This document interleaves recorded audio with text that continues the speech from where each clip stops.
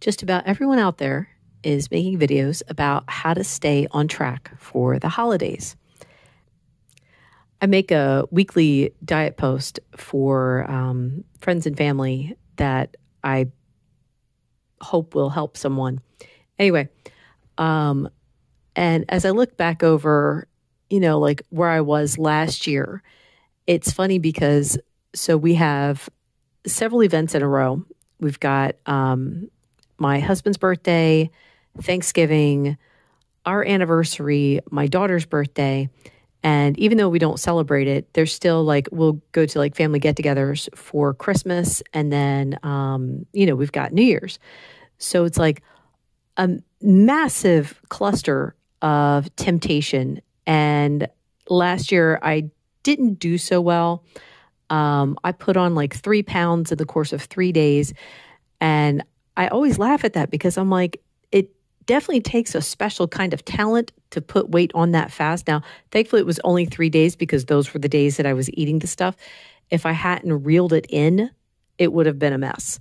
So anyway, what helps though, the reason why I had those 3 days was my husband and I had gone to table tennis. On the way home, we stopped by this little deli and we were getting our lunch there. Now they had a box that had sweets, and spur of the moment, I said, you know what, let's get these. And I mean, they were really small and I only had one bite of each of them, but it was enough to make me be up a pound the next day. Now, the next day, I was already in a mental state of, I can have a little something. And I did. We ordered out from a Japanese restaurant and I had a couple spring rolls and my weight was up another pound. And then that third day, me and my husband went out to dinner because it was our anniversary.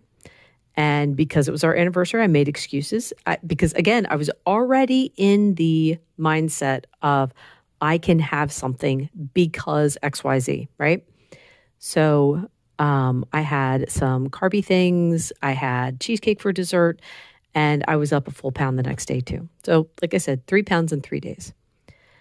Now, it's funny because I've been doing this for 4 years now. And one of the things that I know for sure was that in the past, over these past 4 years, if I planned on having something, I was in a better state of mind than if I just had something off the cuff. If I had something just randomly that I didn't plan for, I would struggle for the next few days.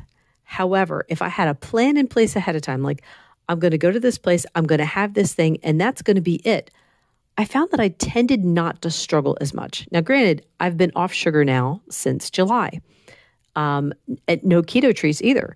So I this is not a struggle for me anymore. If we go over to a family or friend's house or whatever, I'm not going to be sitting there tempted to eat the sweets because I'm done with those. They don't make me feel good. I want to feel good. That's the overriding factor there. However, if I was, and I mean, I don't want anyone to think that I'd be judging them for having something. It's like, if you decide to have something, fine. Decide to have it and have that plan in place and then get right back to what you know is good eating. Having a plan in place will help you stay strong in the middle of the temptation because you can say to yourself, no, I know. I already planned on having one dessert. I'm not going to get around it and say, well, I'm going to have 3 bites of 3 different things and that's going to be my one dessert. Make up your mind ahead of time of what you're going to do so that hopefully those walls can stay in place while you're being tempted. So there's my advice for staying on track during the holidays. I mean, you could even decide too, I've already got it in my mind. I'm not going to have anything off plan because I want to feel good. The food is not worth giving up how I feel. So that's my plan. But like I said, I'm not going to judge anyone else for, saying that it's a holiday. They want to have this one thing. Fine, have it, but get that plan in place. That is it for now. Thank you so much for watching and listening to all of my videos. Bye-bye.